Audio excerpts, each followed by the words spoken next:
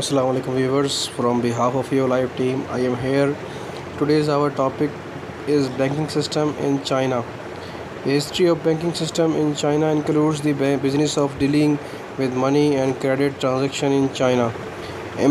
Imperial China, early Chinese bank. Jiaozi, the world first paper printing currency and innovation of the Zhong era.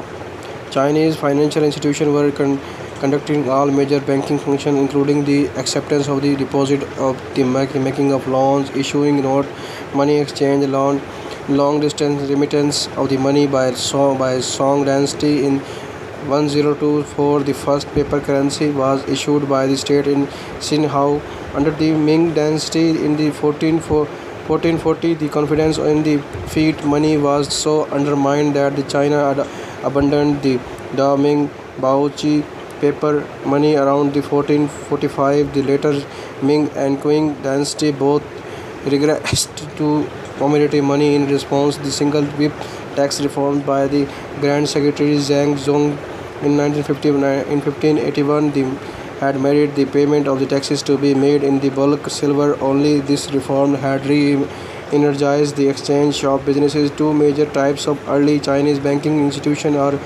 Pio Qingzhong and the first nationwide private financial system, so-called draft banks or Pioyo Hao, was created by the Xingzi merchant during the Qing dynasty. Smaller scale local banking institutions called Quanzhong more often cooperated than the competed with the Pianhao and the China's financial marketing due to the structural weaknesses of the traditional Chinese law. Chinese financial institutions focus primarily on the commercial banking based on close familial and personal relationship, and their working capital was primarily based on the float from the short-term money transfer rather than long-term demand deposit. The modern concept of the consumer banking and the fractional reserve bank never developed among the traditional Chinese banks and were introduced to China's European bankers in the 19th century. A major difference between the Piyao and the Quanzhong was the fact that the Quanzhong bank companies grew out of the money changing businesses known as the Pingbo would engage in a business typically of banks such as the providing loans, savings accounts with the interest and so forth, while the Piyao would primarily facilitate the sending of the remittance, that is, the sending of money across the China's realm. Furthermore, Quanzhong tended to be very locally run operation and were typically run only by a single family or a close set of associates. In contrast, the Pihao maintained branches of offices across the China. This allowed money to be paid into one branch officer and the withdrawal from the another branch office essentially sent without there any to be any actual physical silver size or the string of the copper alloy cash coins having to be arduously transported under heavy guard across great distances, bringing many risks with them.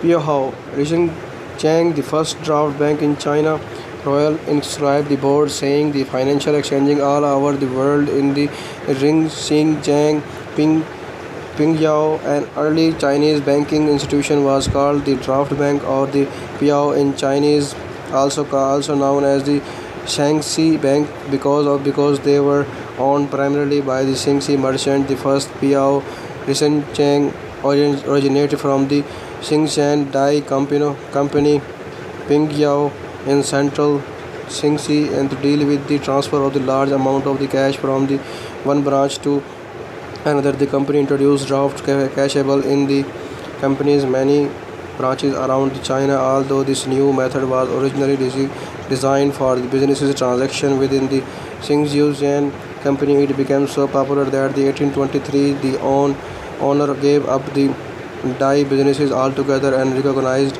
the company as a special remittance firm. Rishing Cheng Piao Hao in the next 30 years, 11 Piao Hao were established in Xingji province, including Pingyao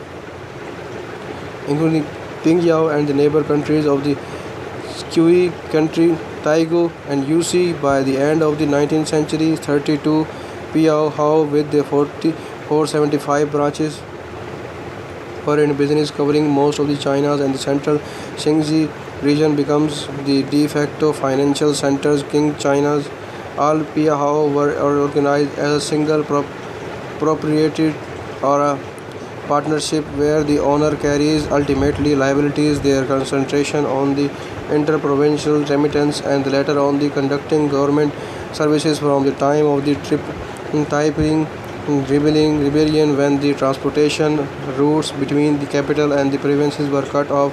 Piao began involvement with the delivery of government tax revenue. Piao grew by taking on a role in advancing funds and arranging the foreign loans for provincial governments, issuing notes and running regional treasuries.